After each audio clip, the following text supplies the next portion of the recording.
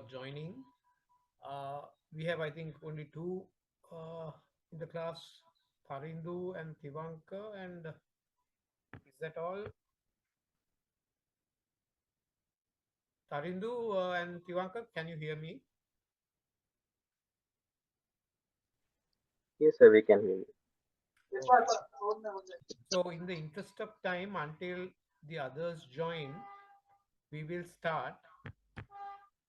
So, how we are going to face the class today is I think you all would have started the questions on the other chapters already.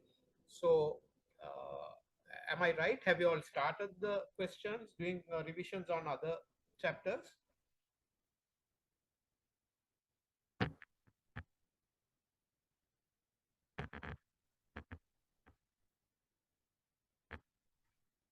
Hello? Have you all started doing questions?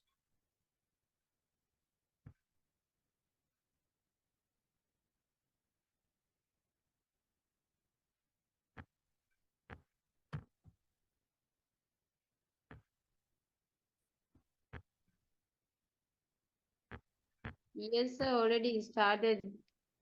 All right.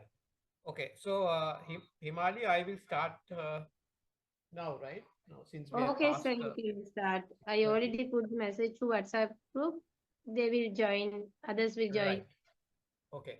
Thank you for the guys who joined on time. Uh, okay. So, how we are going to do it is now I will first, this is a uh, example we will do first. And we have about three subunits uh, to be done.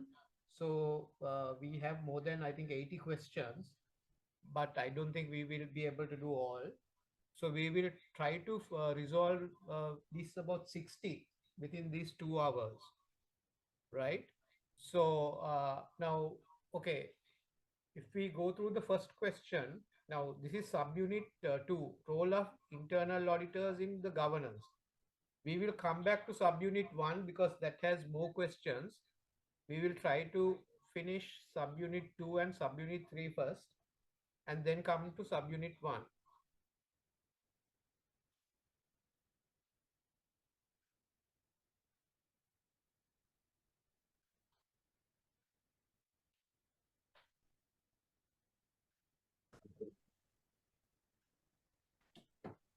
Okay.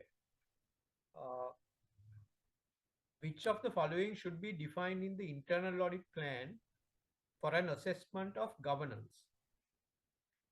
The nature of the work, the governance process itself, and the nature of the assessments. So, as you all know, you will get four answers. Usually, to give you a overall view on how to approach these questions, usually you can eliminate about two questions quite easily. But selecting one from the other two would be the challenging task usually, right? Uh, so now here this says 1 and 2, 2 and 3, 1 and 3, and 1, 2 and 3. So since this is an example, now answer D is correct as per the answer script. Why the answer D is correct?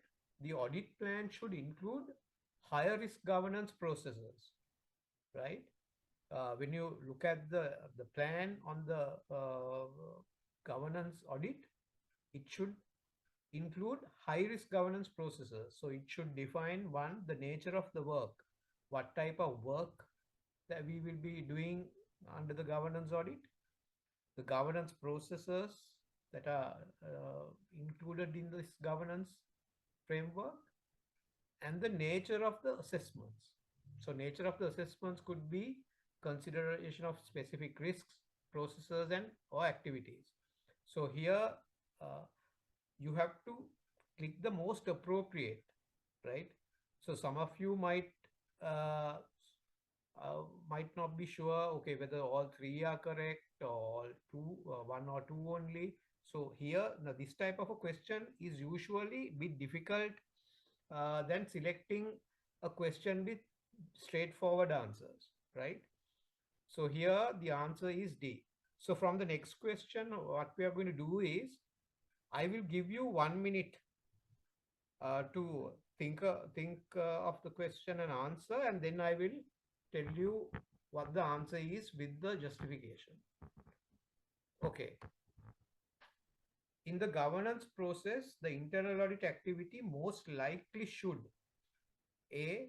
Coordinate the activities of the external and internal auditors and management. B. Communicate risk and control information.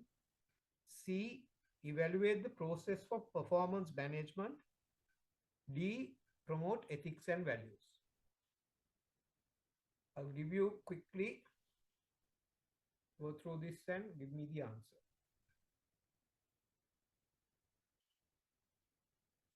Since we have only few in the class, you all can, I mean, just let me know what you think is the correct answer.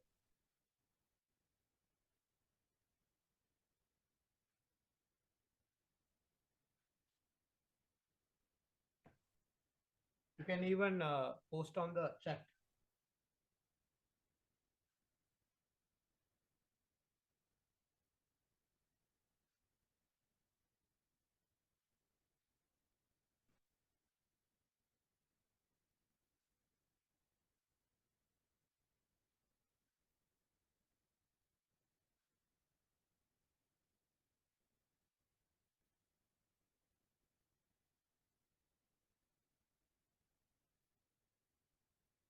Put your answers in the chat.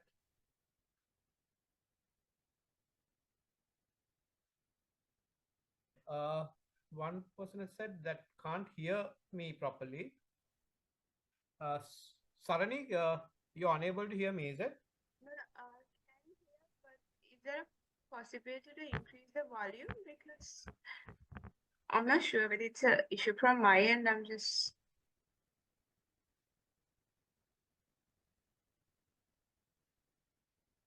Can you hear?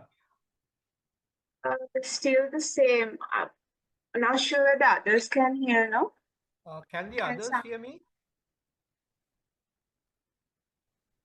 Yes, sir, we can hear you properly. Then Saran, I think something wrong in your. Yeah, I'll Do check. you have, Okay. do you have another device so that you can log into? Yeah, I can log in from my phone also. I'll double check. Thank you. It's okay. Okay.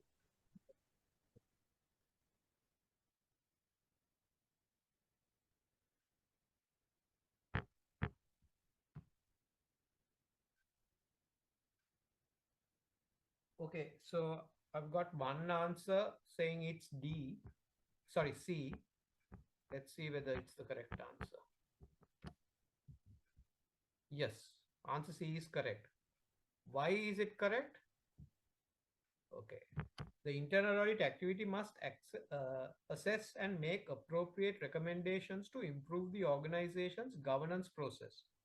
For now, it gives out several reasons, but in this particular question, out of these, there is one correct answer in this question. So it's making strategic and operational decisions is one. So when you talk about the governance process, making strategic and operation decisions is one. Then overseeing risk management and control. I think if you all can remember when I covered this area few months back, I touched upon these areas. Uh, Promoting appropriate ethics and values within the organization. Here we go. So the correct answer is also here. So out of these six, they have given one as the answer. So you'll have to go and pick uh, the one that is given here. So ensuring active organizational performance management and accountability, communicating risk and control information to appropriate areas of the organization, and coordinate the activities and communicating information among the board, external and internal auditors, other assurance providers, and management. So as per the performance standard is also, the number is also given there for your easy reference. Okay, we'll go to the next one. Uh, a basic principle of governance is assessment of the governance process by an independent internal audit activity holding the board, senior management, and the internal audit activity accountable for its effectiveness. C. Exclusive use of external auditors to provide assurance about the governance process. D. Separation of the governance process from promoting an ethical culture in the organization. What do you think the answer is? You can include in the chat.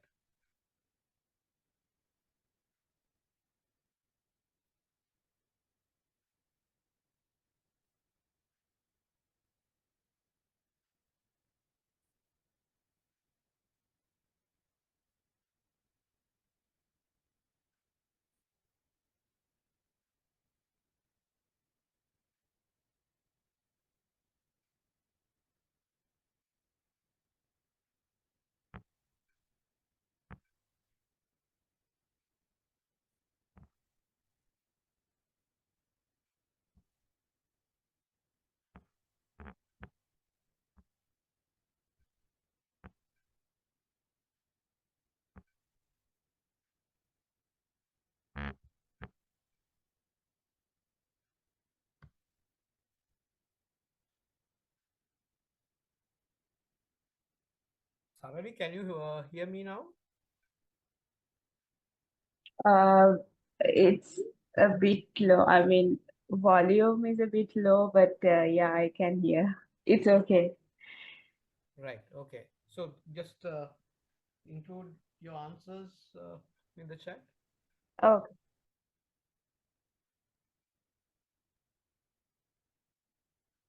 This one is pretty easy. Yeah, you're right. I think because let's go and see the answer. Internal audit activity must assess and make appropriate recommendations for improving the governance process. So what you should remember is what is the internal audit activity's responsibility? It's assessing, right? We have to, any process we have to assess. So when it comes to governance is also, it's not no different than the other processes. Governance process has to be assessed by an independent internal audit activity. So that is the correct answer. So you will get quite easy questions like this as well, because there's a mix of these easy ones, the moderate ones, and the real tough ones also. There is a certain percentage of each type. That's how the exam is set, right? Okay. Then,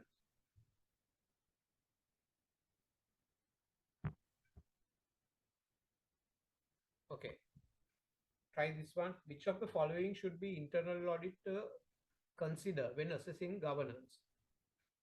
Audits of specific processes, two, governance issues arising from audits not focused on governance, the results of other assurance providers' work, four, information such as adverse incidents, indicating an opportunity to improve governance. Now, when you have questions like this, one thing is it takes time for you to read, and also this gives more than one answer. So the tendency to get this wrong is high relatively than the questions that we tried earlier, like the question number 3. Okay, what do you think?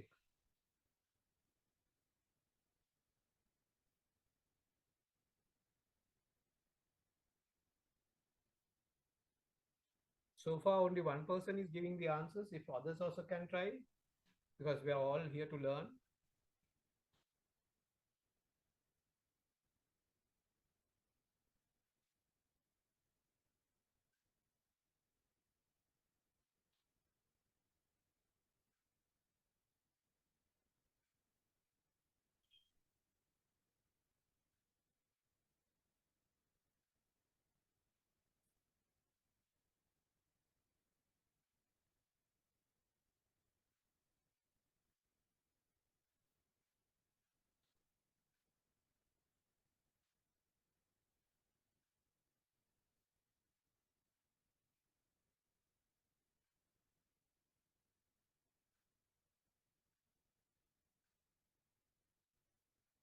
Okay, somebody can give the answer.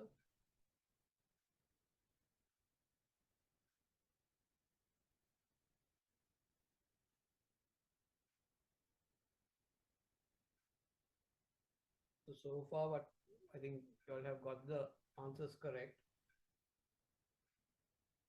So majority of the questions you should be able to answer, because if you are a practicing auditor, I think most of the things, I mean, this is not a difficult area.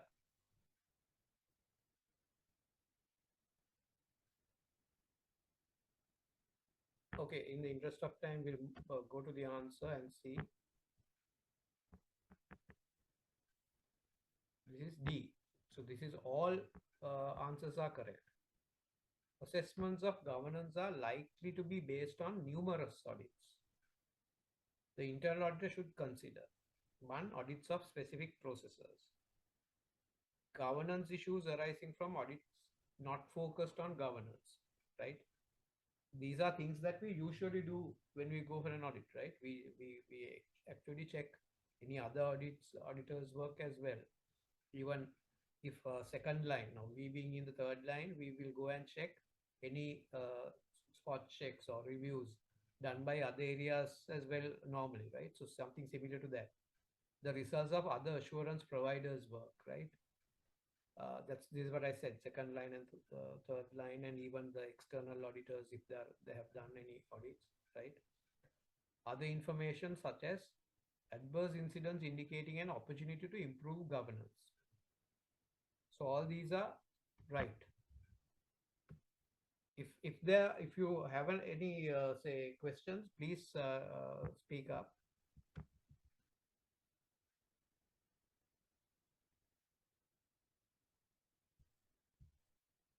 Okay, what do you think?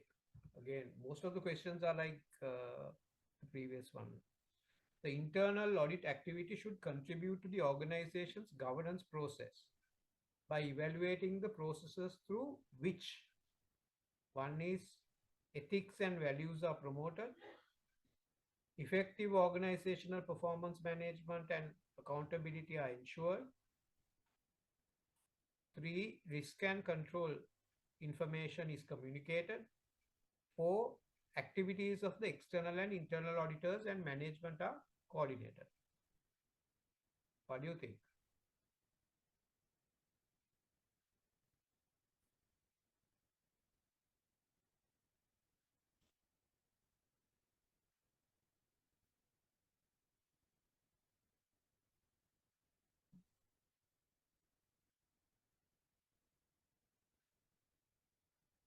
Okay, we have got one answer.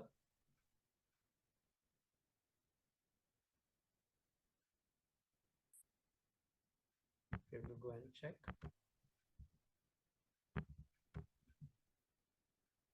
No, here it's D. So all four are correct here again, right?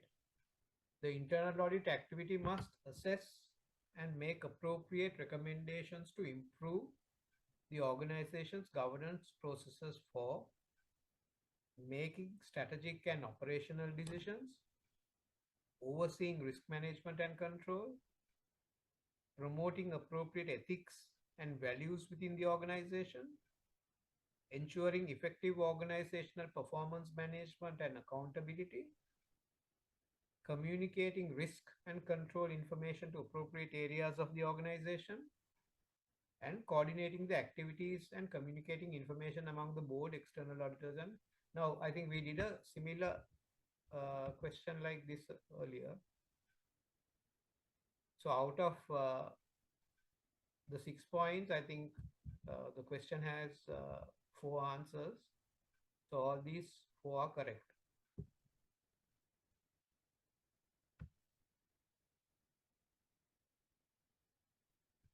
Again, similar one. The design and practice of effective governance vary with: one, the size, complexity, and life cycle maturity of the organization's stakeholder structure, legal and cultural requirements. What do you think?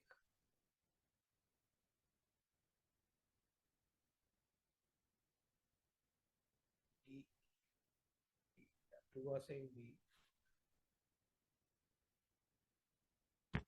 Okay, we'll go and check.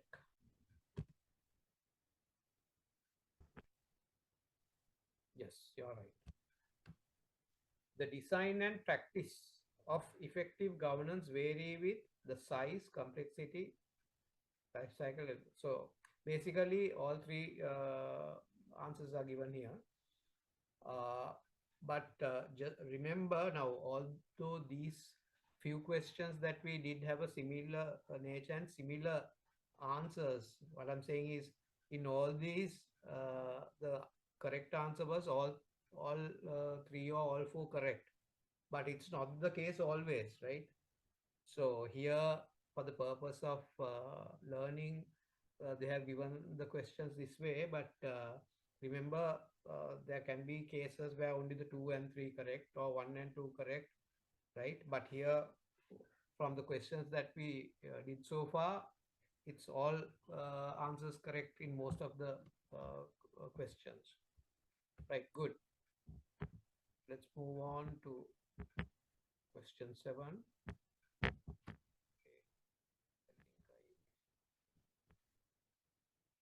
Okay, that's okay. You just read and see. Craig is the chief audit executive of Marlin Incorporation and is in the process of planning and assessment of governance at Marlin. Which of the following should Craig consider in planning the assessment of governance?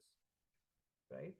So I think practically you all might not have experience in auditing governance that much, because you all most of the time what you all do is particular areas you all go and govern, departments that you all go and audit, but you all don't, most of you all might not have experience in auditing the governance framework of the bank, right? So that's why some of you all might find it difficult. But I mean, at the end of the day, this is a very easy area because this talks about the overall control environment, right? So let's see whether all major decisions have been authorized by senior management. B, whether he can rely on the assessment of internal control performed by external auditors. C, whether the organization promotes an ethical culture. D, all of the answers are correct.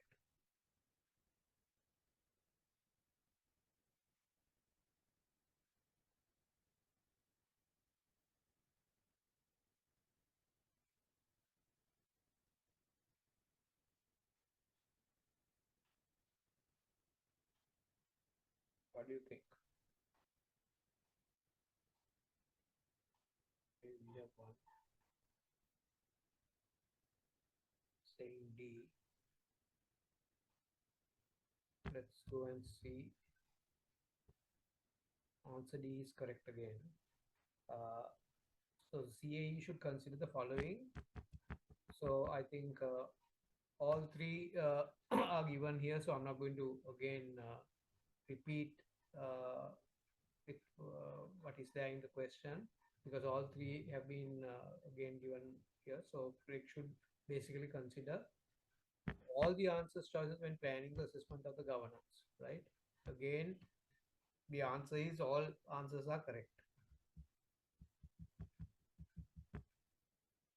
Which of the following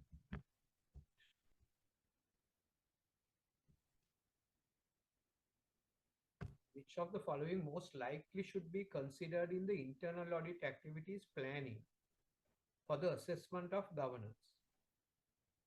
Whether all material decisions have been authorized by the board, relying on assessment of internal controls in the other audits, the compliance of the organization with the internal audit activities definition of governance. Last one, the ways in which control and risk are unrelated. So here, emphasize on the keywords in the question. What it asks is which of the following most likely. So there can be other correct ones also, but most likely, what do you think?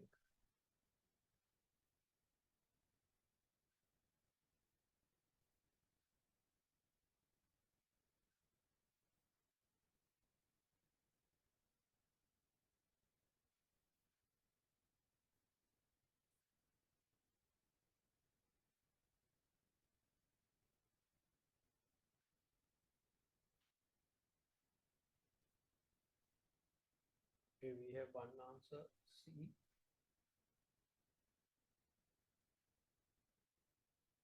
In the previous question, sorry, in the previous question, does the internal audit look into the ethical culture, like overall? Yes. When you say ethical culture, whether the open culture is there, whether Answer internal copy is C. correct, everything they'll have to check.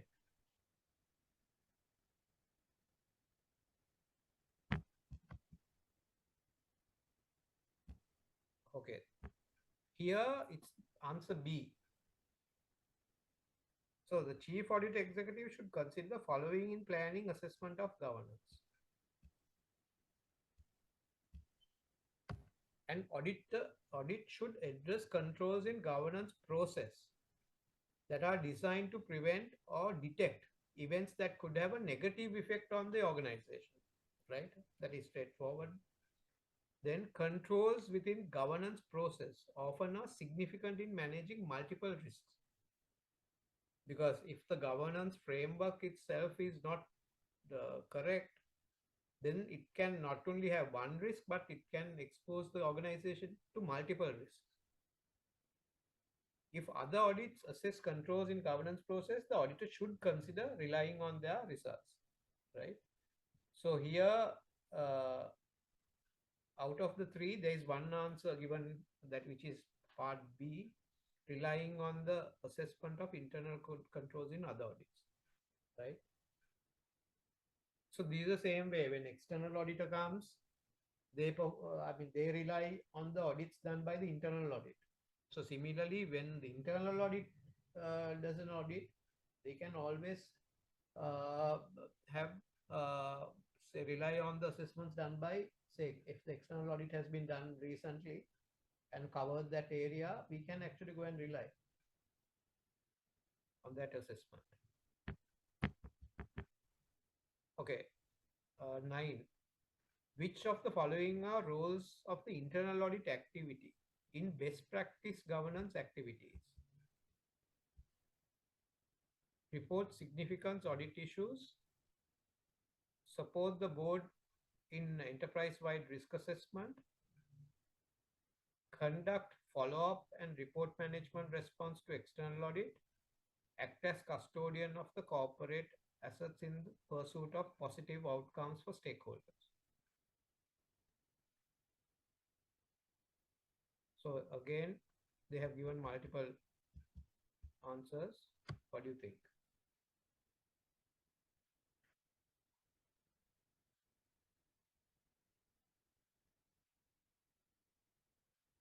Okay, we have one answer coming up.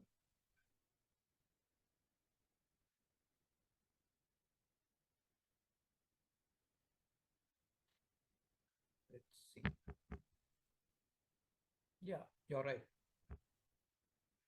Here is one classic example I told you. Now, so far, what we used to get correct as the all answers are correct, but here, if you see, answer C is correct, where the fourth one is not correct. Act as custodian of corporate assets in the pursuit of positive outcomes for stakeholders. So, internal audit activity reports significant audit issues, supports the board in enterprise-wide risk assessment, and conducts follow-ups and reports on management's response to external audits as part of its best practice governance activities. I'm sure all of you all must be getting involved in this follow-up audit activities apart from the audit, where say your external auditor has found out, or the if it's a bank, say, the central bank findings. If there are open items, you all must be tracking it until closure and tabling the status at the audit review committee meetings. So that is also a part of the internal auditor's job role, right? Okay, I think that section, subunit 2 only has that. Let's see, let's move on to subunit 3. And finally, we'll go to subunit 1 because that's the larger area.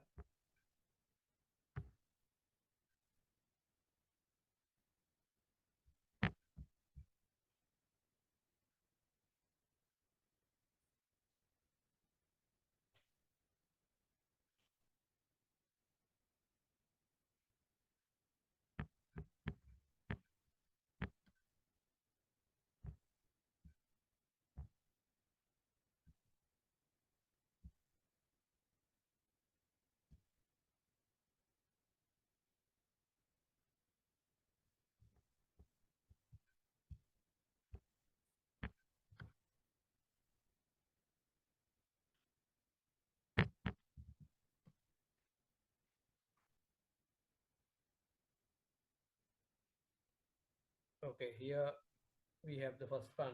Anyway, so since this is the first one of this particular sub unit, that is CSR, right? Which I covered, if you all can remember when I did the class.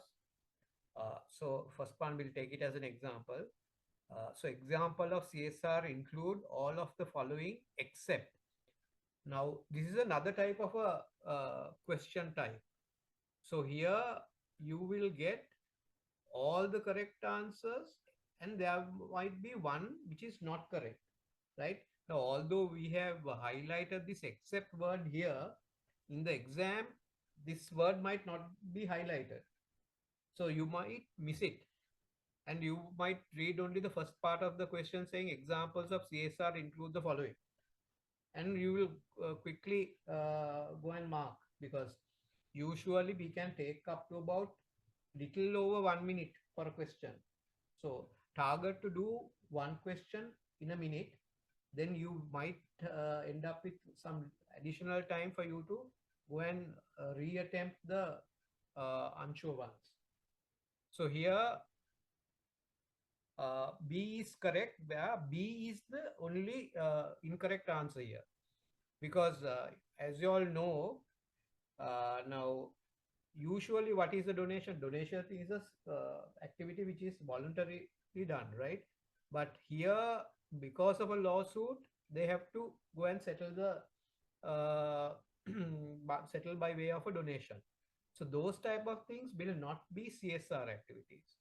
So in the answer also it says donation, it says socially responsible actions that are required in response to a corporate misdeed or in the response to a lawsuit are more likely what? A punishment, not a CSR activity, right? Okay, so we'll move to question 2. Which of the following is not a benefit of implementing ISO 14,000? Now, you will have to understand what is ISO 14,000 first, right? If you don't know what that is, you might not be able to answer.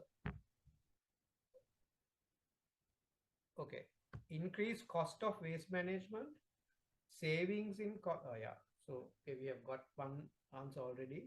Savings in consumption of energy, lower distribution cost, improved corporate image. Now, questions are like this is quite, even if you don't know what ISO 14,000, you can answer, because by reading itself, you can understand if you have common sense. Okay, obviously A can't be correct, right? Because usually you talk about decreases, not as benefits, not increases of cost, right? So now you will have few questions like this as well, where you can easily, you don't have to waste time on answering these quickly. You can mark and move to the next question. So answer is correct. Why? Using ISO 14,000 can. Now, first of all, ISO 14,000 is what? If can you remember? It's about environment, right? Environment management. So ISO 14,000 can decrease, not increase the cost of waste management, provide savings in consumption of energy and materials, lower distribution costs, and last one is improve corporate image. So all the other answers are correct except for the increase of the cost on waste management. Okay, next one. Which of the following stakeholders have needs that must be considered when determining the effects of a corporate social responsibility program? So as you know, there are multiple stakeholders a company has. So what do you think out of these four? So again, there is more than one correct answer here. What do you think?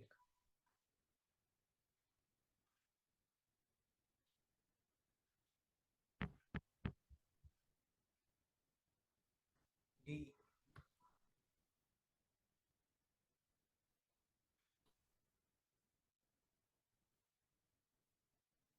Okay, I think you're right. So let's move on and see. Yes, answer D is correct. An organization has many stakeholders whose needs must be balanced when developing a CSR program. Shareholders, employees, and societies must be considered among others. However, competitors need not be a factor in a CSR decision, right? On a CSR decision, but on other areas, competitors is a stakeholder that we should consider. But when it comes to CSR decisions, competitors are not actually required to be considered. Okay, that's an easy one. Then, which of the following is the true regarding ISO 14000? Is it a set of criteria established by the International Organization for Standardization for Financial Reporting, right?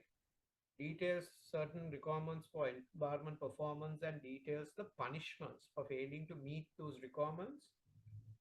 C, it often results in higher costs in processes, but is compensated for by an improved public image. And D says none of the answers are correct. What do you think?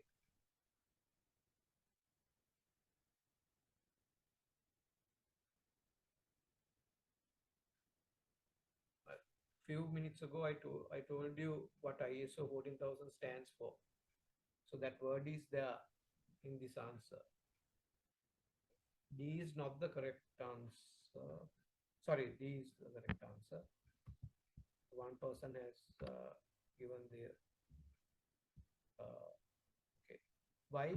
Now here it says, if you look at the word environment performance, but I told you it's environment management is the keyword here, right? Or the keywords, not the performance, environment management. So ISO 14000 is a set of criteria established by the International Organization for Standardization for an environmental management system. This system is not required but provides standards for implementing and maintaining environmental management system. Additionally, such systems provide a lower cost and improved corporate image, right? Okay, good. So I think most of the questions you all have answered correctly. Which of the following is true regarding ISO 14000?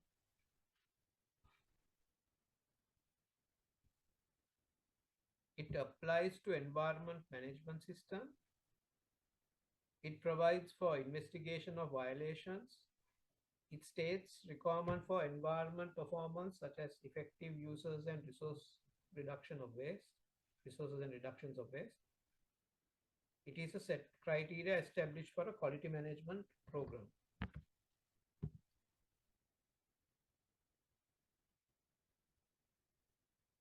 Answer A is correct, not C. I told you environment management, the keywords, it's straight away given here.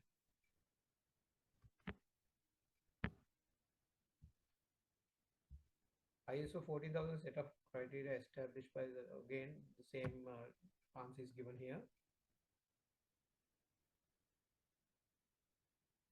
Okay, sir, you understood? Yes.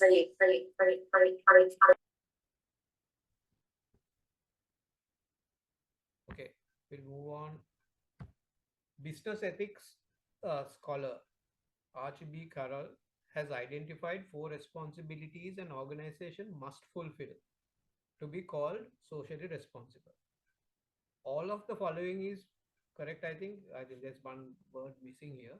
All of the following are correct except for one particular answer given here. What do you think?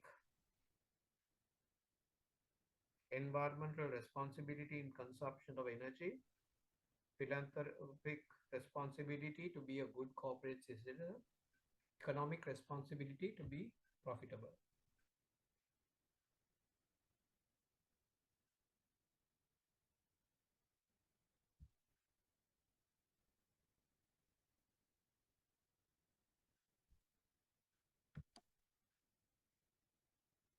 Sorry, the ethical responsibility to be ethical in its practices.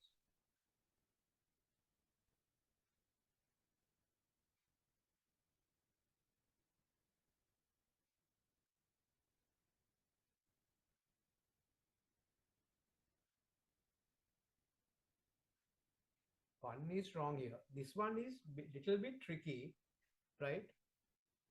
Uh, now, I mean, again, read the question. Business ethics scholar has identified four responsibilities an organization must fulfill to be called socially responsible, right?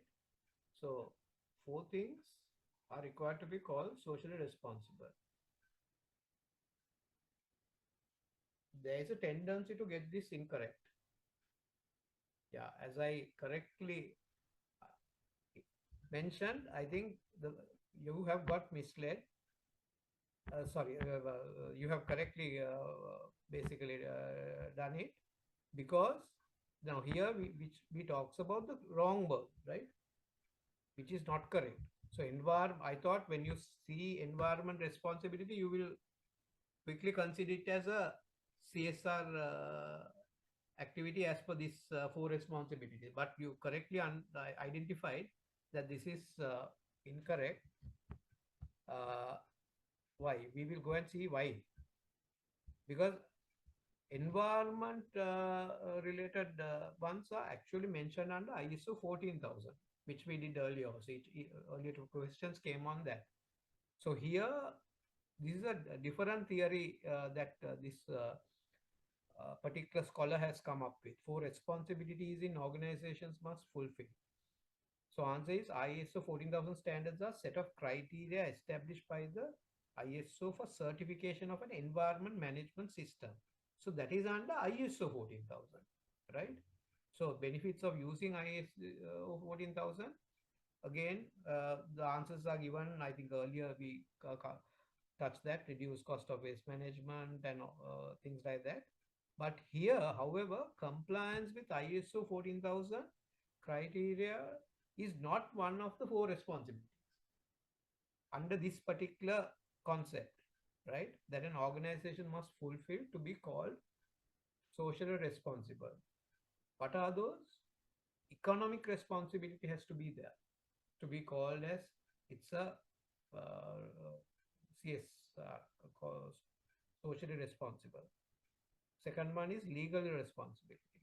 Third is ethical responsibility. And four is philanthropic responsibility, right?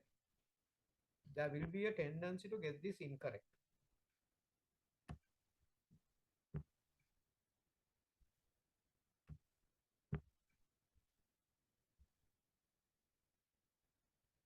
The Global Reporting Initiative, GRI, has developed a sustainability reporting framework that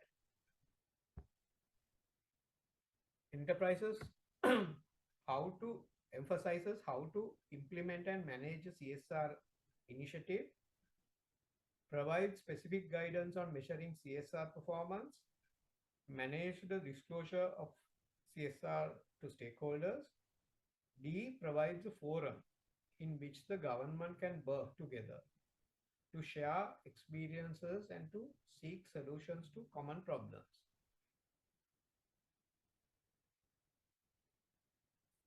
What do you think?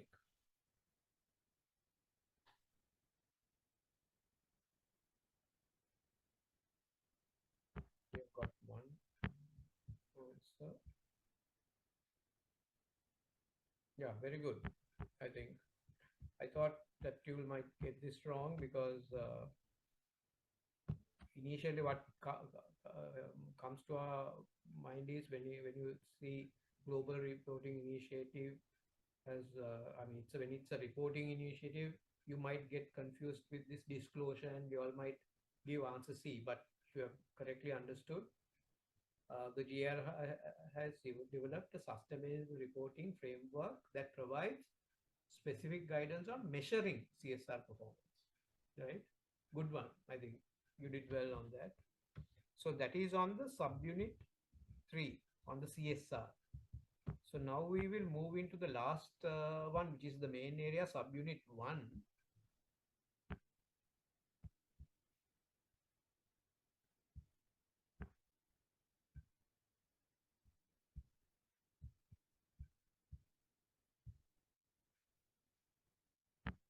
We might not have time to go through everything, but we'll try to do as much as possible on this.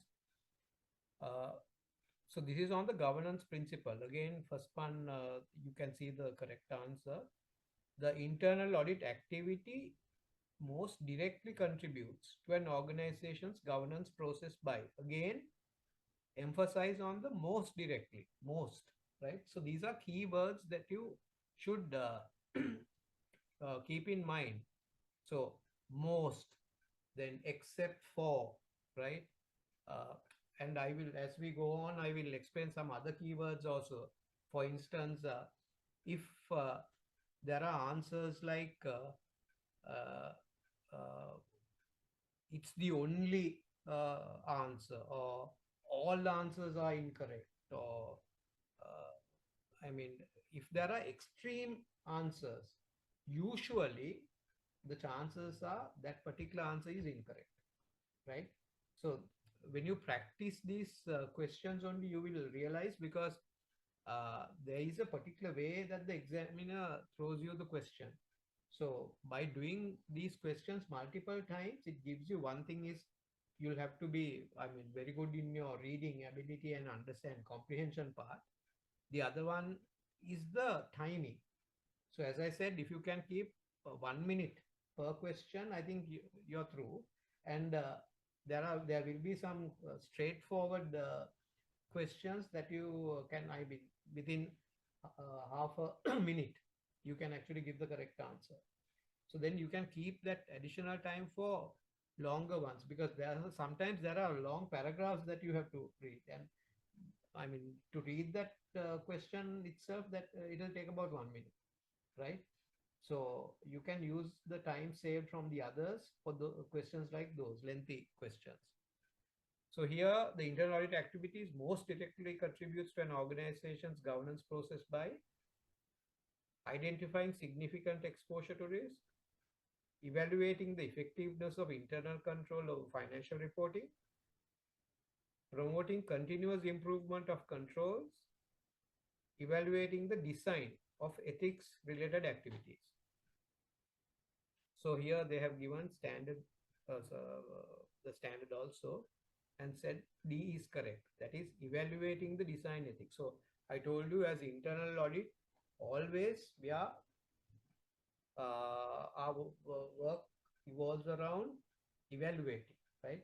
Not designing, not implementing. It's generally the evaluation or assessment. Those are the things for us. So remember these keywords. So performance standards 2110 states the internal audit activity must assess and make appropriate recommendations to improve the organization's governance processes.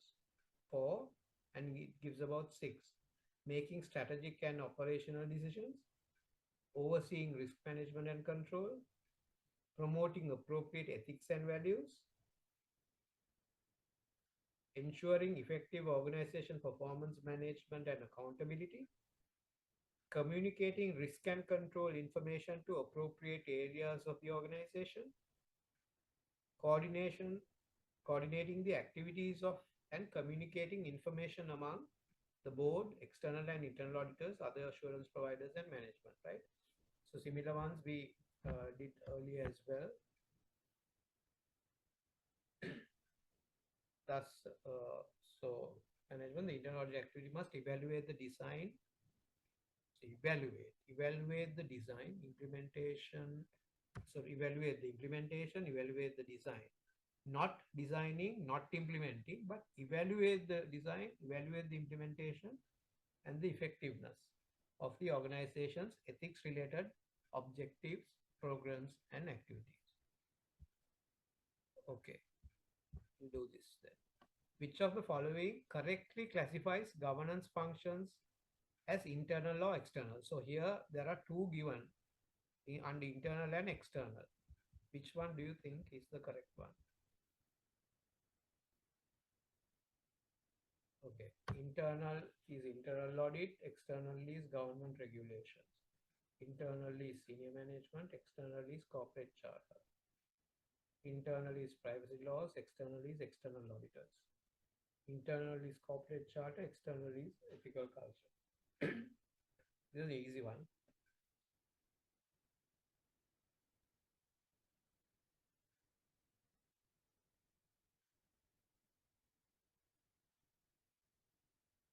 Yeah, you're spot on. Very good. I think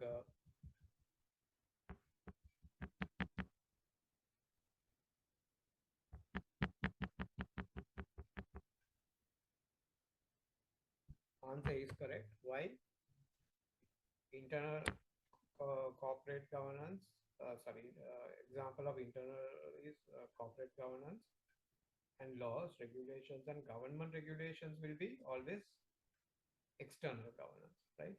So internal audit function is something internal to the organization, as you know, right? uh, and the laws, regulations, and govern all those. There can be, some of you might have an issue where sometimes uh, the internal audit activity is performed by an external audit firm, but still it's something under the purview, under the control of the organization. So in that sense, it has to be an internal one. External ones are which the company does not have any control over, like the laws, regulations, government regulator, right? So those are external. Then the role of internal audit activity in the ethical culture of an organization is to assess its effectiveness in achieving legal compliance, avoid involvement in the ethical culture because of loss of objectivity, become a member of an ethical council, assume responsibilities for the governance process. What do you think?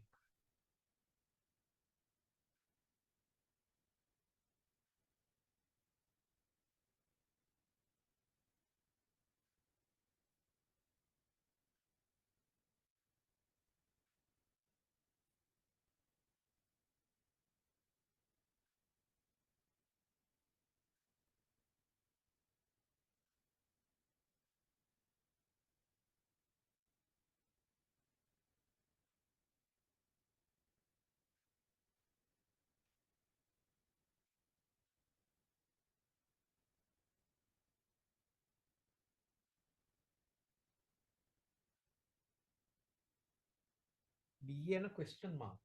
Let's see.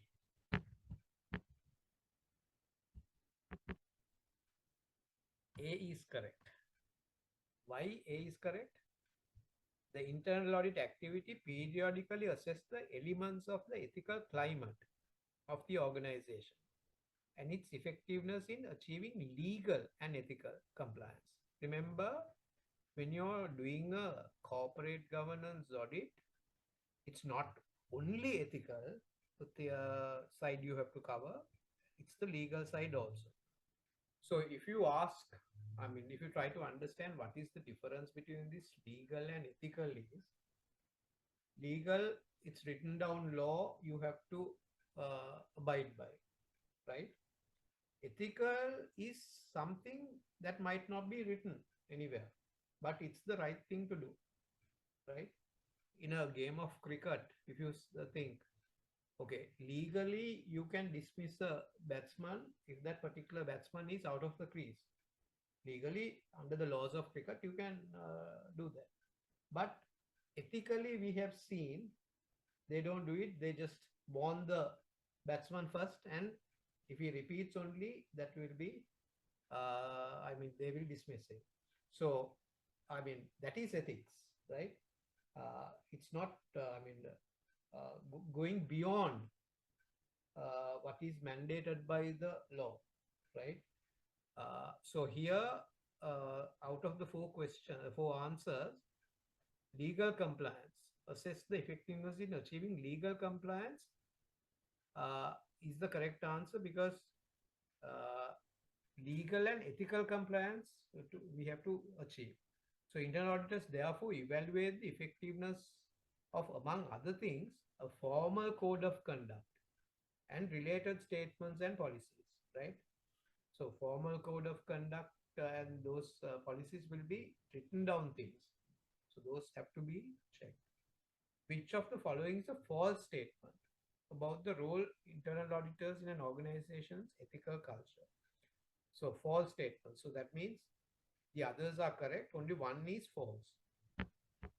Right? Roles may include chief ethics officer. The role of chief ethics officer sometimes conflicts with the independence of the internal audit activity. In a more mature system, the internal audit activity emphasizes compliance. In a more mature governance system, the internal audit activities emphasis is on the optimizing structure and practices. What do you think?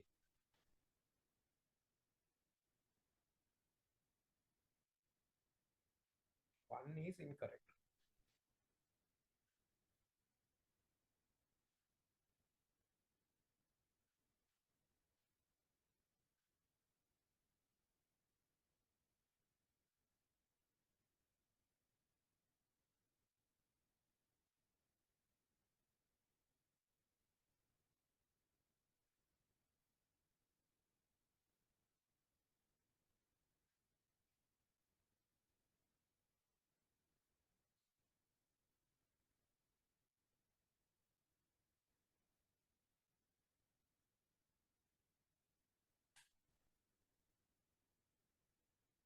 What do you think?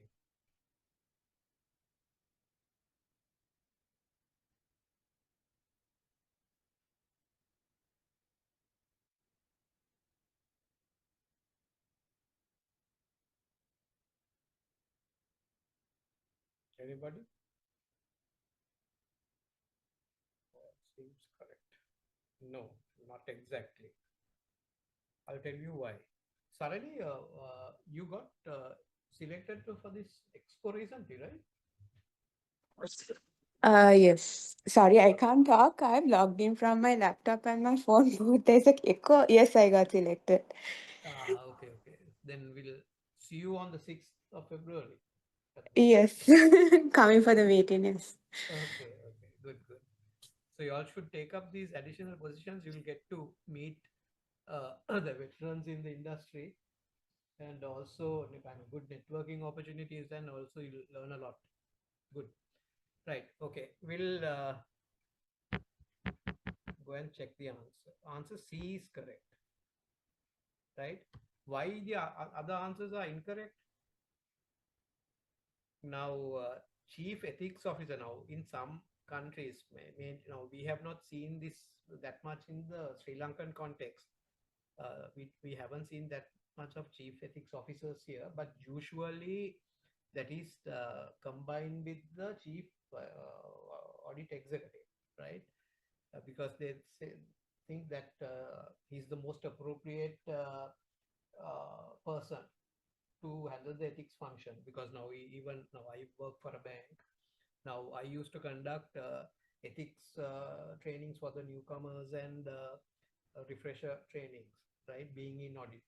So, but you have to understand that internal audit activity has to go and audit that part as well, ethics function, right? Then there can be a conflict of interest on the independent side.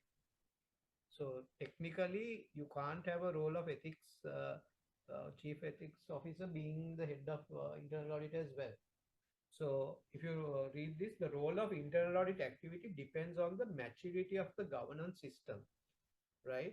So various organizations have reached different maturity levels. So in a less mature system, the internal audit activity emphasizes compliance with policies, procedures, and laws.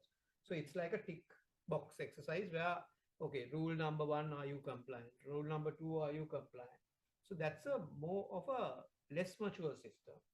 In a more mature system, uh, I mean, in a more mature system, governance system, the internal audit activities emphasis is on the optimizing structure and practices. So it goes beyond just complying with the laws and the rules, right? Are we clear on that? I mean, first two are out because this ethics related functions can't be with the audit activity. And C and D talks about mature organizations, but the part C is incorrect because mature systems is not where the only emphasizes on compliance. It's the immature or lesser mature markets, right? Companies rather. Senior management is primarily responsible for, next question, implementing and monitoring control designed by the board of directors, ensuring that external auditors oversee risk management and control processes, evaluating the controls over the reliability and integrity of financial and operational information, determining who will be risk owners. What do you think?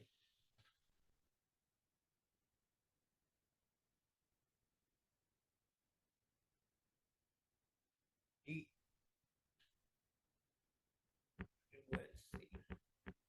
Yes, D is correct. Why D is correct?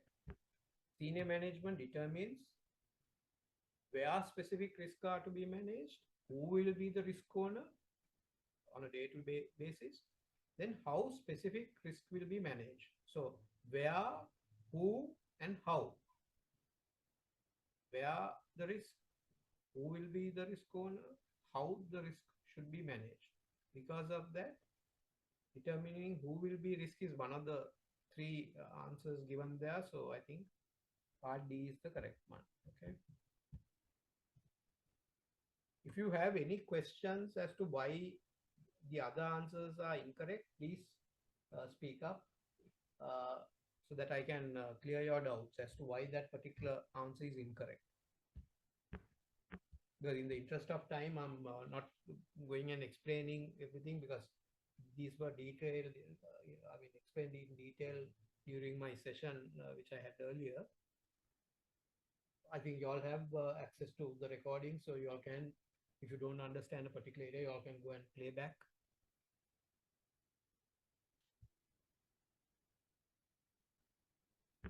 Okay, which of the following correctly classifies the corporate governance function as internal or external?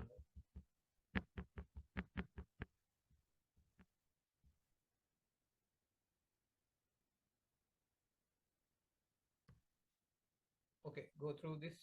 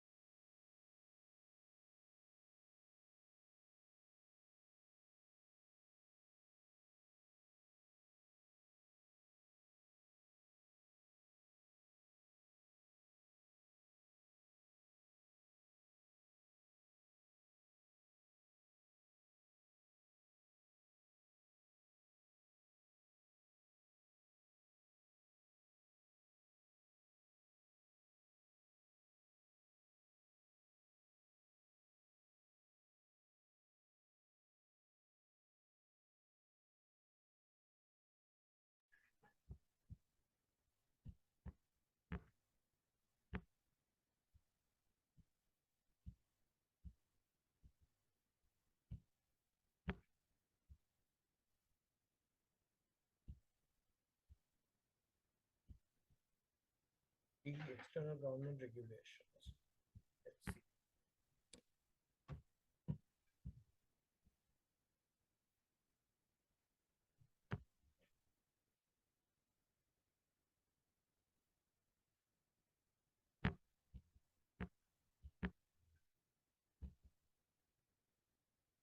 Yes, he is correct. Why D is correct? Bylaws are an example of internal corporate governance and laws, right? And regulations. Government regulators who enforce them are examples of external governance. When you say bylaws, right, you have to remember, don't get mixed up with the laws. Laws and regulations, those relate to external, but bylaws is something internal to the company. So bylaws are example of internal corporate governance. These are your policies, procedures, those type of things. Then written down law, acts, regulations, central bank regulations, directions, those are external. Right. Let's move to ensuring effective organizational performance management and accountability is most directly the proper function of control. Sorry, the answer is also shown. So we'll, anyway, this is a easy one. Control, governance, risk management, a quality assurance program. Ensuring effective organizational performance management and accountability is most directly the proper function of governance. Why? Organizational performance is measured by achieving objectives, as we all know, right? Then IIA glossary defines governance as the combination of processes and structures implemented by the board to inform, direct, manage, and monitor the activities of the organizations towards achievement of its objectives, thus ensuring effective organizational performance management and accountability is most directly the proper function of governance. So I think if you know the definition of governance, you can clearly answer this without any problem.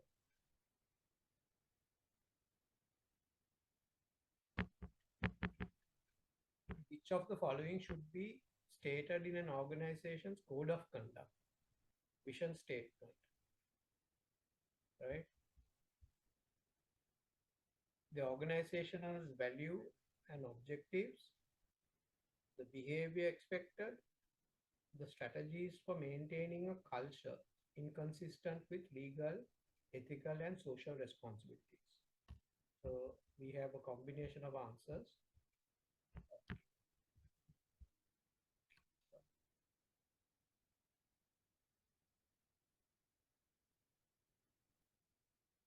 Just read the question.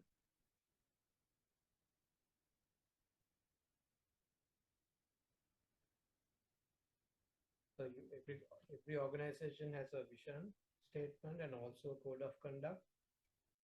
I believe all of your places that you're working for has a code of conduct, right? It's a document that you sign off when you join the organization. Sometimes you might not remember now on the first day, you all would have signed it without reading it. If you all have signed it without reading it, just go back and see what are the things that are included in the code of conduct.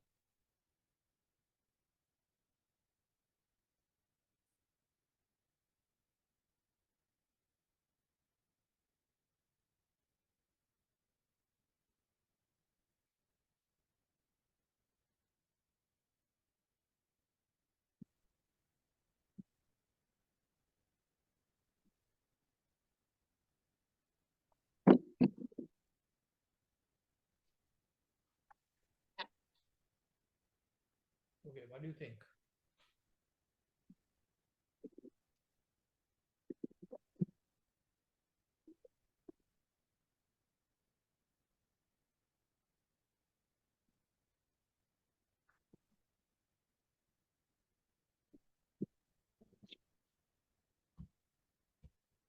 Okay, A is correct. Codes of conduct and vision statements are issued to state the organization values and objectives, behavior expected, and the strategies for maintaining a culture consistent with legal, ethical, and so all three are given there. Yeah, that is quite easy. Then role of internal audit activity in the ethical culture of an organization is to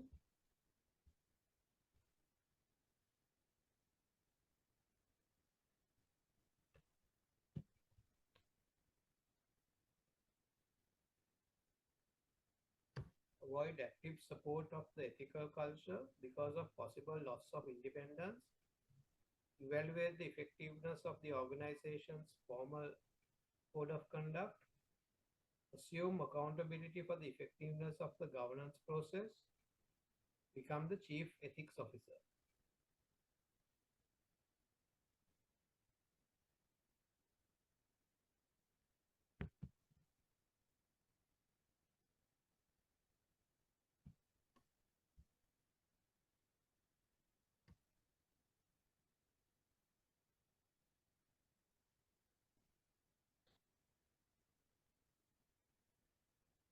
I'm not going to give a break because we will try and finish by 8:30 sharp. So then you can go and have dinner if you all haven't taken.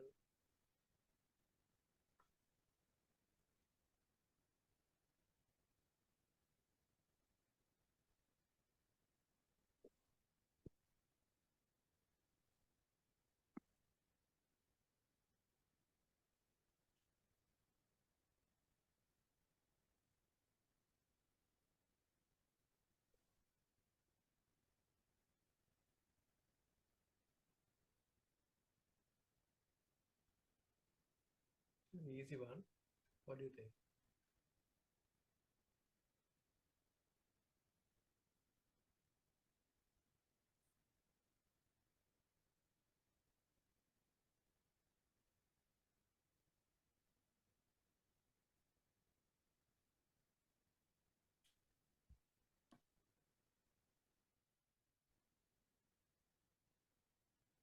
Can I have an answer?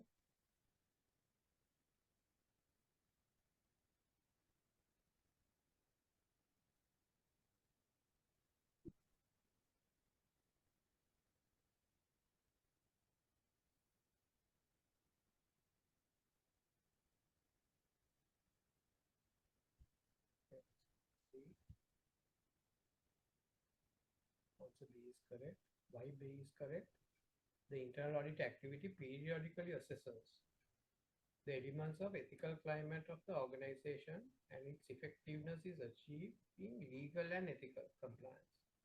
Internal auditors therefore evaluate the effectiveness of, among other things, a formal code of conduct and related statements and all. So if you see, most of the answers that you will get in these questions are quite similar because they actually relate to the same area. So you will get over and over on the same area, but in different ways they will put the questions through. I believe, I think the quizzes must be open for all these areas that you all have covered. If you all have done that, I think main thing is to try those. Multiple times, go and do these and also read the justification. Every time when you go and check the answers as to why the correct answer should be taken, because sometimes you might go and click the correct answer without realizing what the real justification is, right?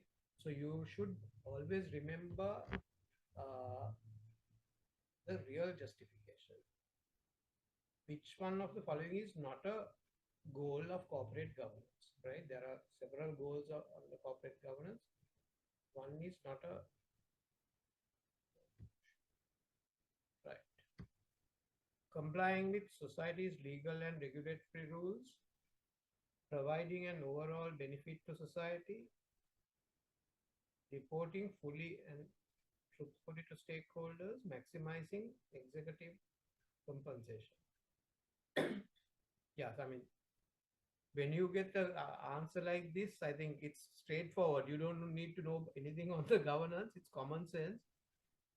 Your maximizing executive compensation will not be a correct answer, right? On any day.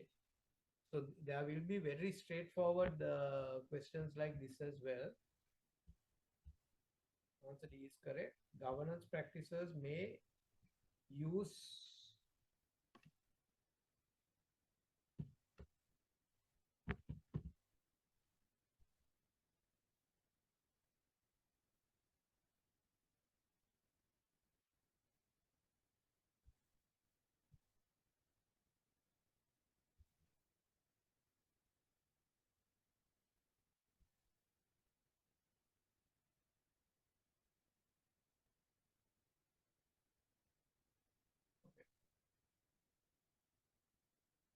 governance practices may use various legal forms, structures, strategies, and procedures. They ensure that the organization complies with society's legal and regulatory rules, satisfies the generally accepted business norms and ethical principles and social expectations of society, provides overall benefit to the society and enhances the interests of the specific stakeholders in both long and short term. And finally, the reports fully and truthfully to its stakeholders, including the public, can ensure accountability for its decisions, actions, and performance. But maximizing executive compensation is not a goal of corporate governance.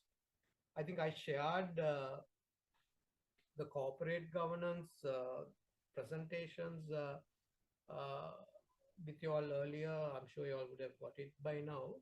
Now, if you go through those, which is outside the exam, I mean, you will realize so many, what you call, it gives the stakeholders or the shareholders uh, to,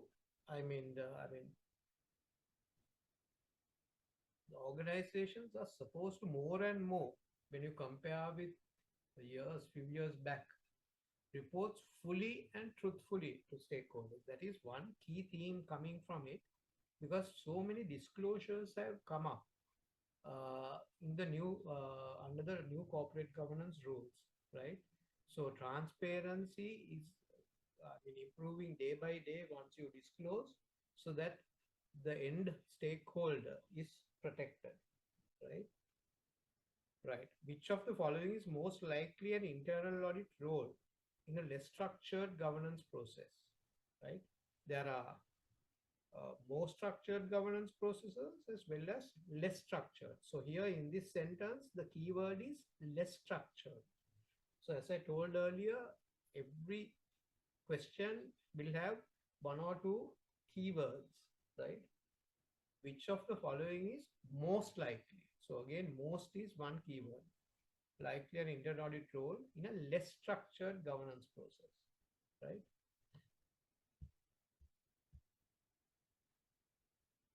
Designing specific governance processes.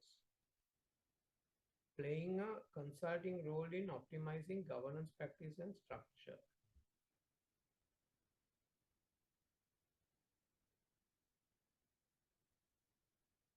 Providing advice about basics risks to the organization. Evaluating the effectiveness of specific governance processes. What do you think?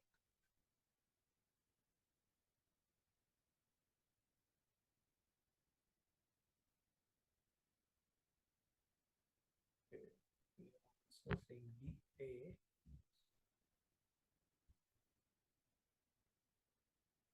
Answer C is correct. Okay. In a less mature governance system, will emphasize the requirements for compliance with policies, procedures, plans, roles, requisitions, and contract. I told you, less mature is always trying to tick the box, whether they are compliant or not. And it will also address the basic risks to the organization. So, less mature, only the basic risks are covered. Thus, the internal audit activity provide advice about such matters. As the governance process becomes more structured, the internal audit activities emphasis will shift to optimizing the governance structure and practices. So, from a compliance structure to Optimizing the governance structure. We did a similar question like this earlier. So remember, internal audit role most likely in a less structured. That's what I said. There are certain keywords that you have to remember.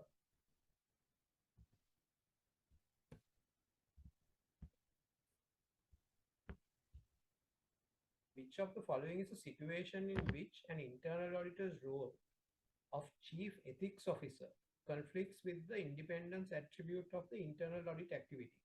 Again, we did a similar question like this. The chief ethics officer requests that the internal auditors assess whether the organization as a whole is not complying with the organization's code of conduct.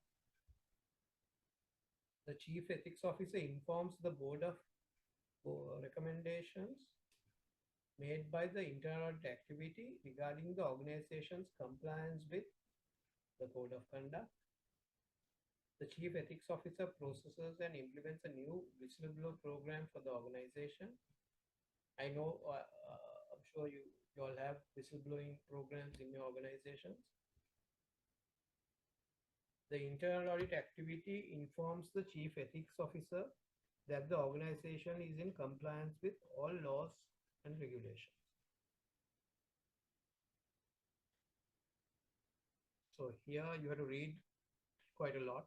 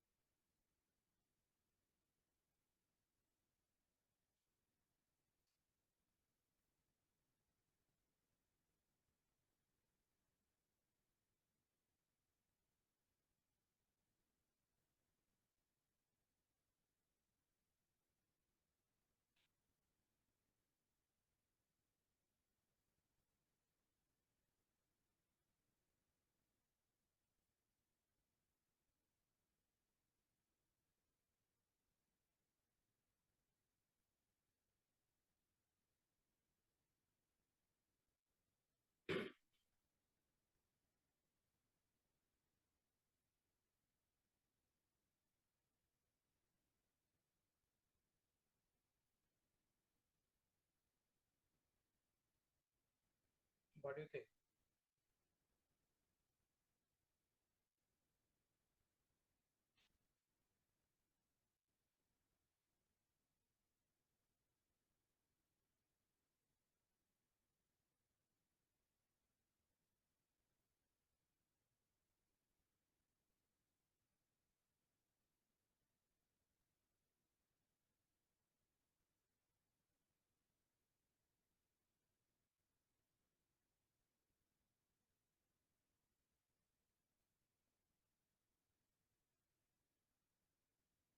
Give an answer so that we can move on to the next one.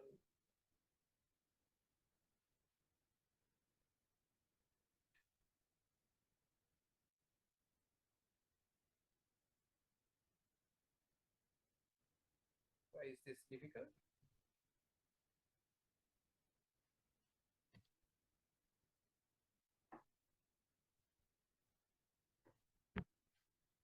Okay, in the interest of time, I'm moving on. C is correct. Proposing and implementing a new whistleblower program conflicts with the independence attribute of the internal audit activity. We spoke about it earlier. So implementation is a management function. I told you this. And therefore inconsistent with the organization independence of the internal audit activity. I hope you got that right. Right? If not, please let me know if you didn't get that answer. The internal and external auditors reports directly to an audit committee composed of an independent directors. This practice is directly related to which of the following governance principles? I'm sure your audit teams are also directly reporting to them and not to CFOs or CEOs. Effective use of internal and external auditors. Effective interaction among the board, management, and assurance providers. An organization structure that supports accomplishing strategic objectives. The organization structure used to measure organizational and individual performance.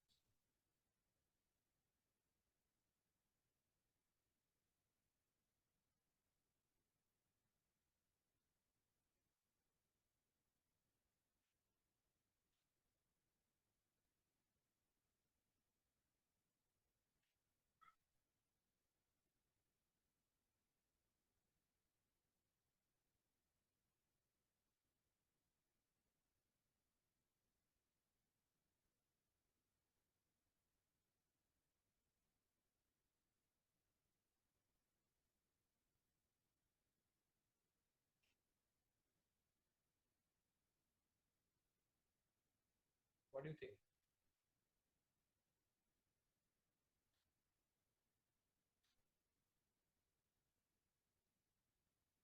These are quite easy ones.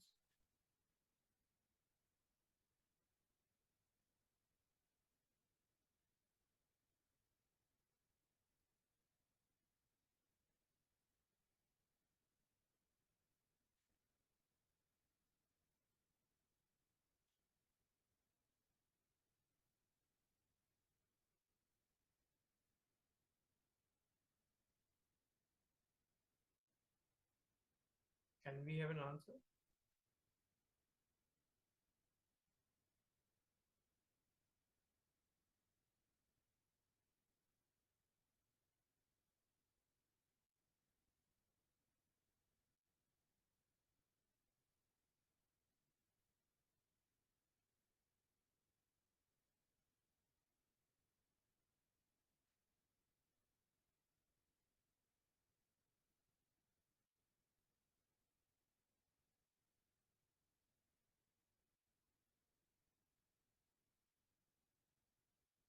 Saridu, Tivanka, can we have an answer? Kirtana?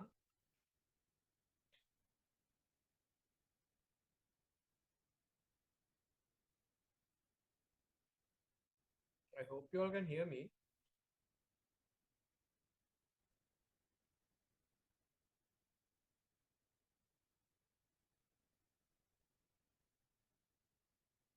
Sarani, are you there? Hello. You can hear me, right? Ah, yes, yes. Yeah, through the phone, yes, I think something's wrong with my laptop. Okay. D. Sorry, they are here. So, right, it's more than one answer again. Sorry, I didn't. It's actually answer A is correct because it's more than one answer, one and two, right? So, internal and external auditors should be used effectively to ensure their independence, the adequacy of their resources and the scope of their activities, the effectiveness of operations. Moreover, an entity should have an independent and objective board with sufficient expertise, experience, authority, and resources to conduct independent inquiries. I'm sure this part would have got covered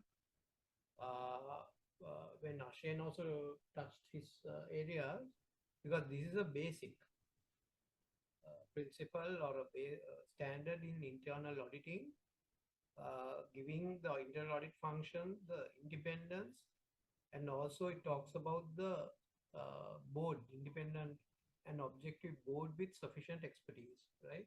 So here, what is one? Effective use of internal and external auditors. Two is effective interaction among the board, management, and the assurance providers. So both answers are correct. Unfortunately, the other two are not related. So that is organizational structure that supports accomplishing strategic objectives, and an organization structure used to measure organizational and individual performance.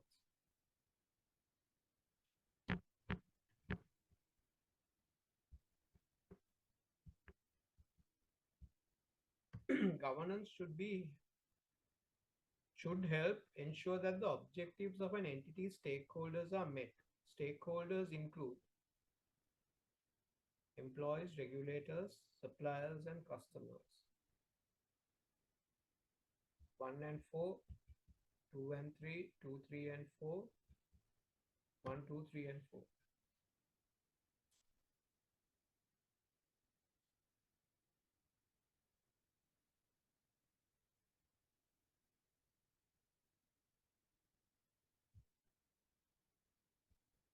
Let's see whether D is correct. Yes, D is correct. Because here, unlike the one that we did earlier on CSR, where competitors are not considered, here all these parties are considered. Stakeholders are persons or entities who are affected by the activities of the entity. Among others, these include shareholders, employees, suppliers, customers, neighbors, even neighbors. I told you when I did the class, even the neighbors of the entity's facility are considered as a stakeholder, right? So if there is a neighbor right next to a factory, that neighbor becomes a stakeholder of that particular organization and government regulators. Directors, management, external auditors, and internal auditors all play important roles in creating proper control processes. Senior management is primarily responsible for establishing and maintaining an organizational culture, reviewing the reliability and integrity of financial and operational information, ensuring that external and internal auditors oversee the administration of the system of risk management and control processes, implementing and monitoring controls designed by the board of directors. So here the keyword is senior management is primarily responsible for, right? Primarily is the keyword here.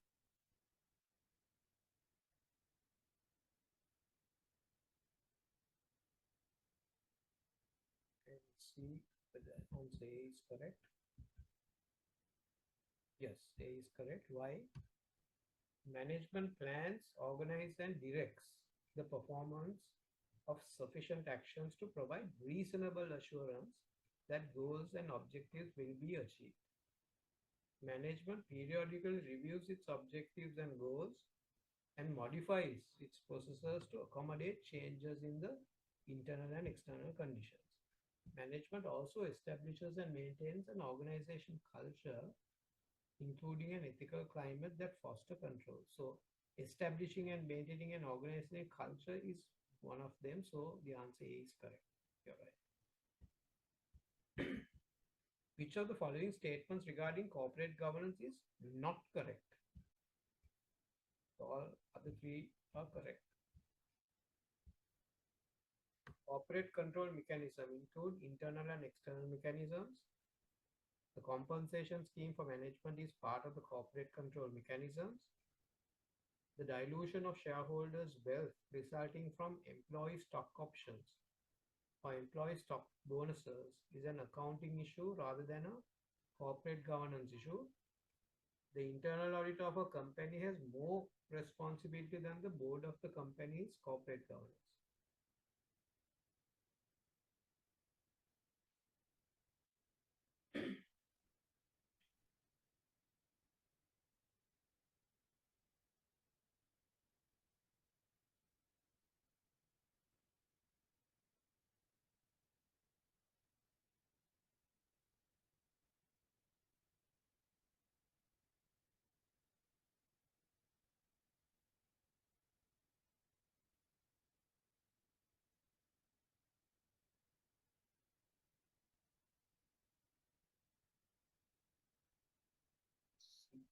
Let's see.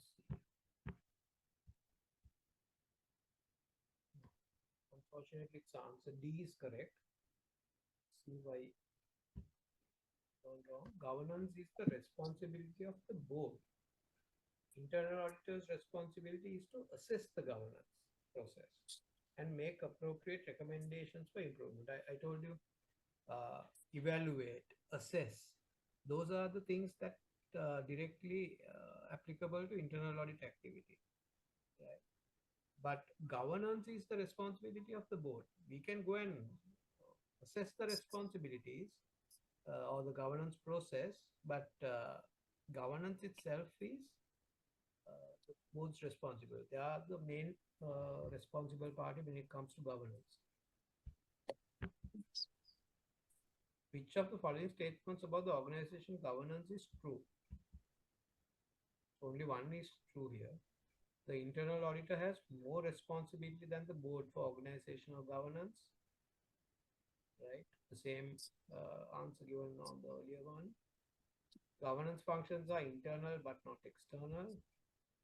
The compensation of management is a governance process. The dilution of shareholders' wealth from stock options or bonuses is a governance issue.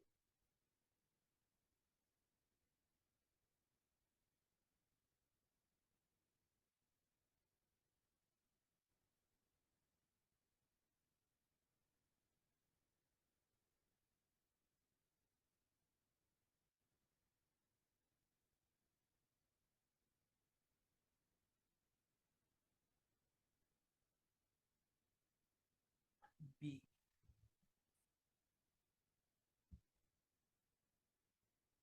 C is correct.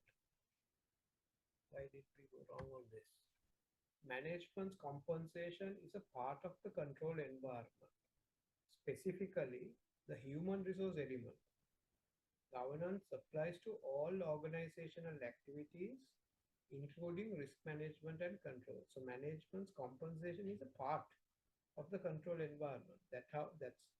I mean, if you look at the compensation mechanism, uh, let's say sales staff, if there are, say, high incentives to get numbers at any cost, right? And at the end of the day, if the appraisals are done only based on the number of sales that they have brought in, but not looked at customer complaints, right? Leading up to ethical issues, then that will be an issue. So management compensation is part of the control environment, right? So, I mean, head of the sales function can have a, say, if he's not, I mean, giving any regard to the ethical side of it, and try to get the business at any cost, then those will be actually issues. So that's why uh, it says compensation of management is a governance process. So clearly it's a governance process, because if you don't have controls surrounding compensation, then that will be an issue. So in the previous question, what's is C wrong? Because anyway, like when you issue stock options, there is a dilution in shareholders' wealth, right? Yeah, It's but not just an accounting issue, because when it comes to decision making, also there'll be an impact, no?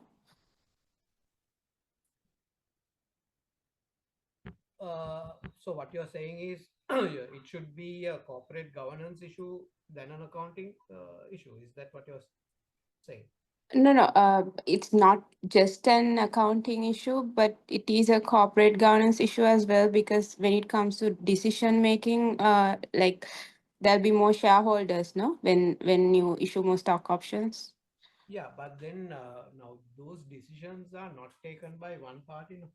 Now, Y- these decisions are taken by a board consisting of independent and I mean independent directors as well. So in that context, uh, it's skewed more into the accounting side rather than, so one can argue that since they make a decision, it's their decision, that it can be a corporate governance issue. But what you have to remember is, when I mean, a wrong decision taken by the company cannot be considered as a corporate governance issue if they have actually uh, let's say you expect the share prices to go up. Let's say with the current market conditions, that's how the trend looks like, right? And you go and invest something in one particular company, but that has been done by assessing the market conditions. But still, for some other external reason, let's say market collapses and the share prices come down, right? So that you can't say it's a corporate governance issue because the management took that decision. Because that management has taken that decision after properly evaluate the risks, assessing the risk at prevailing at that time. But for something beyond the control of the board, something has gone wrong and the stock shares have come down. So in that context, you can't just think of that as a corporate governance issue. Okay, Right? understood. Thank you. So then, which of the following is a function of the internal audit activity in organization's governance? Carrying out board directives to achieve organizational objectives. Ensuring the timely implementation of audit recommendations. monitoring compliance with the code of conduct, establishing the definition of governance.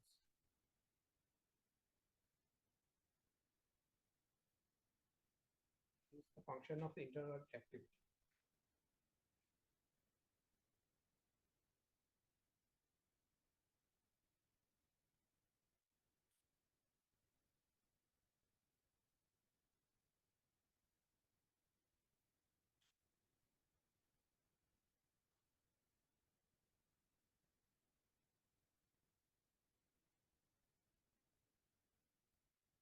Others also can ask if there are any clarifications.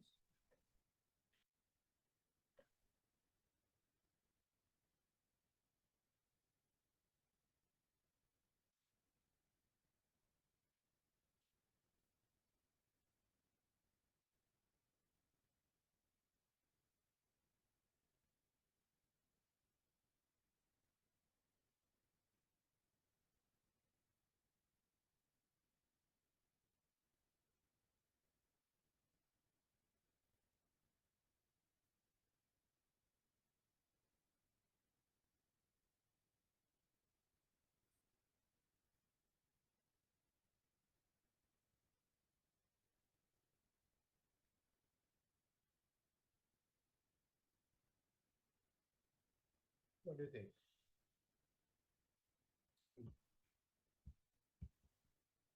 Yes. Internal audit activity periodically assess the elements of the ethical climate of the organization and its effectiveness in achieving legal and ethical compliance. Internal auditors therefore evaluate the effectiveness of formal code of conduct and related statements and policies, including procedures covering fraud and corruption.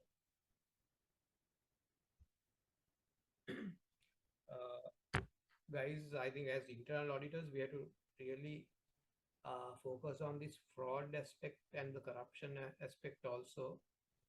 Now, lots of, there's Anti-Bribery and Corruption Act also coming in, and now it's extended to cover the private sector as well, right? Earlier, that act covered only the public sector.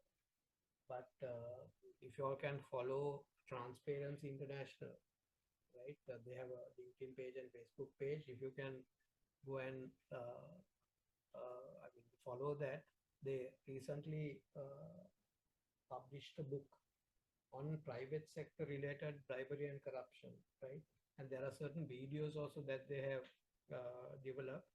Just try to understand the ways and means of how corruption can happen in your organizations, because they have done a detailed study in different industries, right?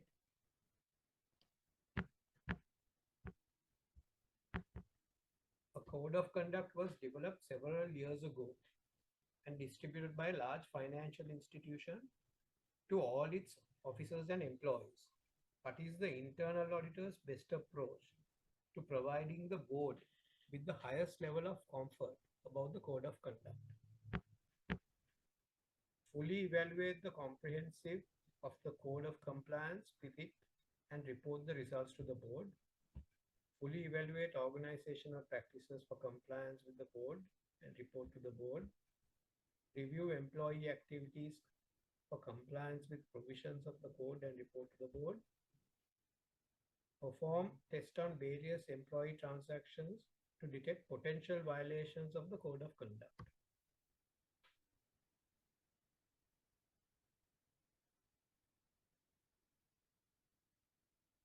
Here also it says what is the internal auditor's best approach. So there can be somewhat okay approaches, but here they're talking about best approach. That is the keyword. And with the highest level of comfort. So there can be certain levels of comfort, but it talks about the highest level. So here when you select, you have to select the most appropriate answer.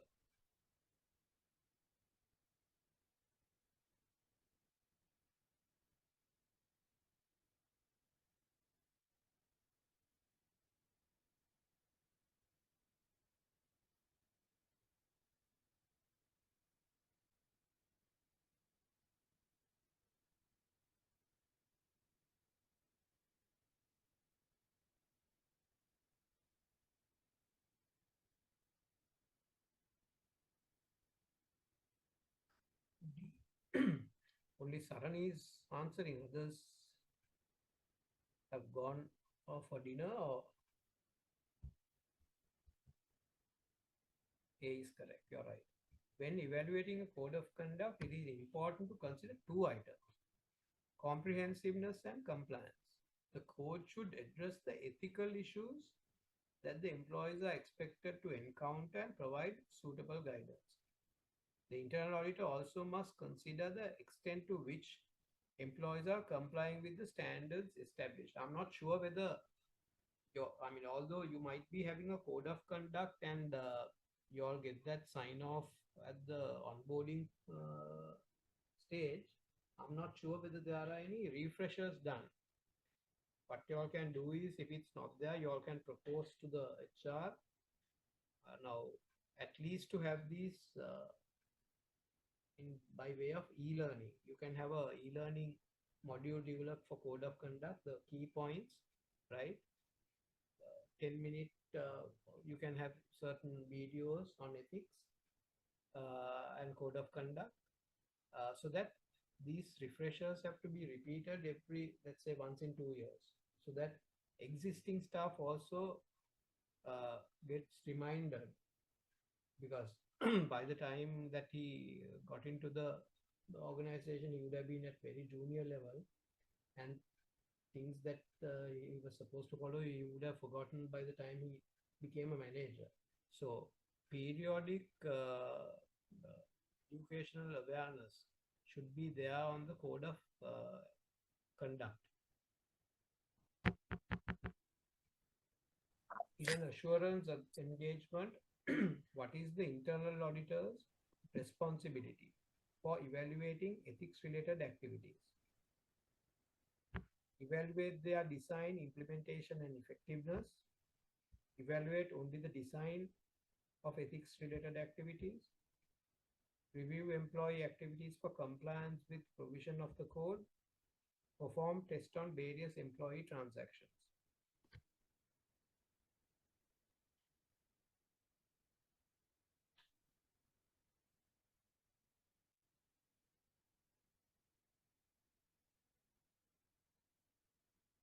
As I told you, now if you look at part B, answer B, it says evaluate only.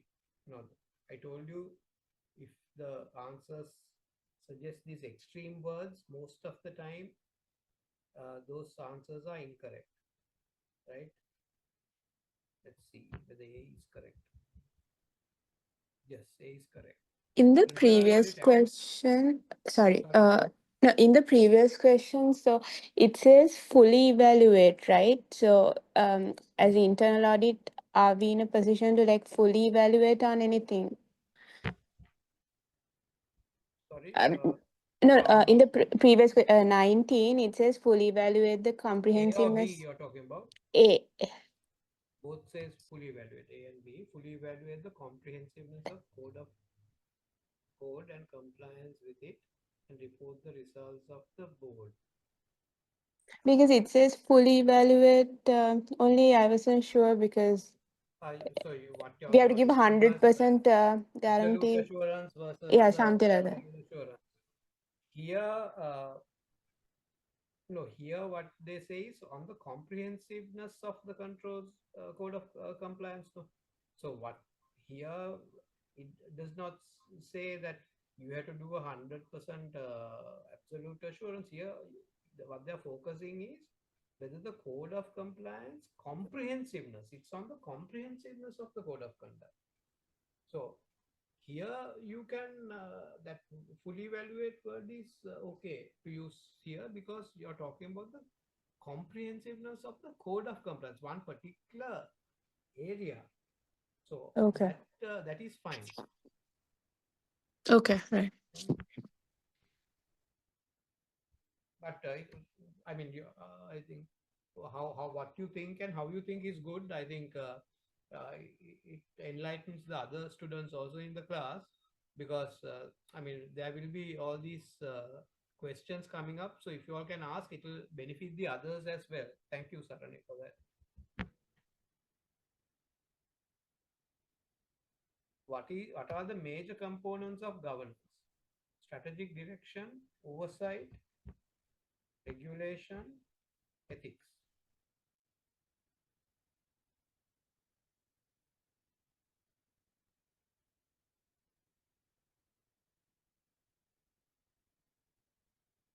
One and two only, one, two and four only, three and four only, two and four.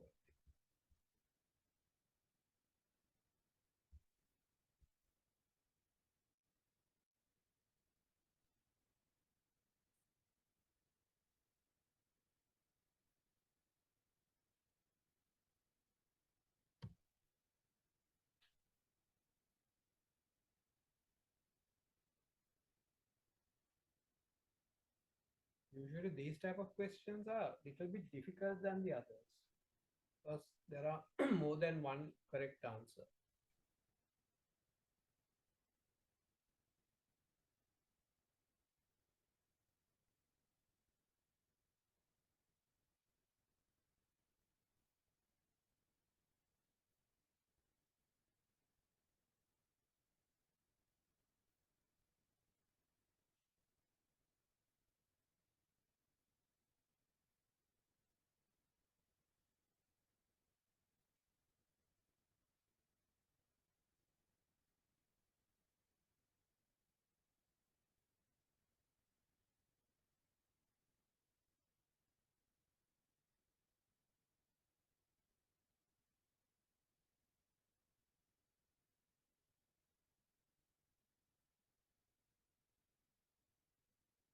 So probably after the next question, we'll stop.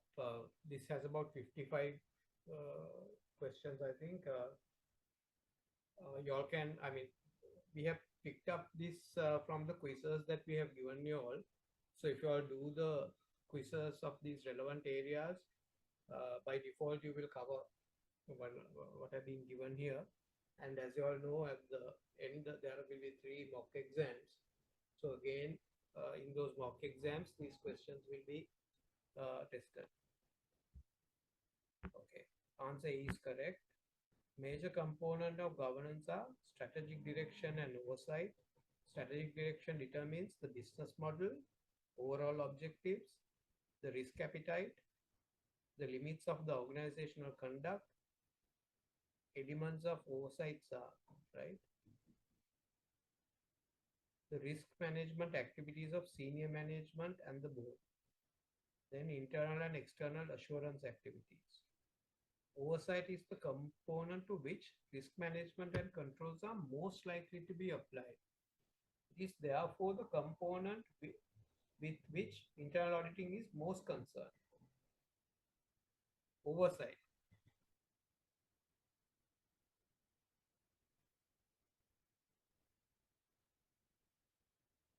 We go to the next one. What are the elements of the oversight component of governance?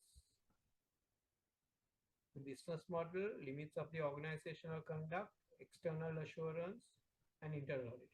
2 and 4, 3 and 4, 1, 2, 3 and 4, 1, 2, 3 and 4. What are the elements of oversight component of governance?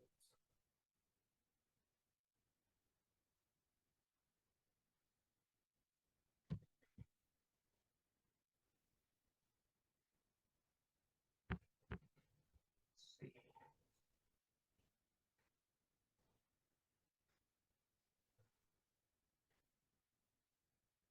Answer B is correct. Strategic direction determines the business model, overall objectives, the risk appetite, and the limits of organizational conduct. The elements of oversight are risk management activities of senior management and the board, internal, external assurance activities. So those are the risk management activities of senior management. So what are the elements of the oversight component, right? So oversight component is limits of organizational conduct and external assurance. Sorry, the external assurance and internal auditing. So this is the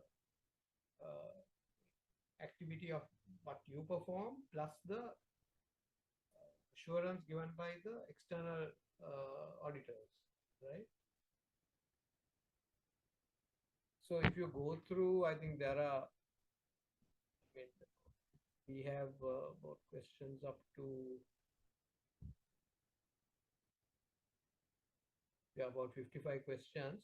So these are, I mean, uh, as I told you, these are already included in the quizzes and the mock exam. So you all can try, and probably if there are any concerns or now when you do the, what do you call this, quizzes, you might find incorrect answers sometimes, because when I did also, I sometimes due to human error, there were certain incorrect answers given, but then you can immediately inform the academy to of the issue, and they will correct it. Otherwise, if you think that is the correct answer, and if you have a doubt, please come and I mean, you can raise the concerns to the academy, and academy will get in touch with the relevant lecturer and come back to you with an explanation, right? So I think thank you for joining, and let's call it a day. So if there are any concerns, as I told you, you can raise it up with the academy.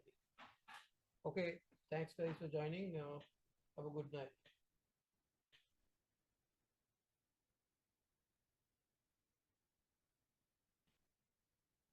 Good night. Thank you.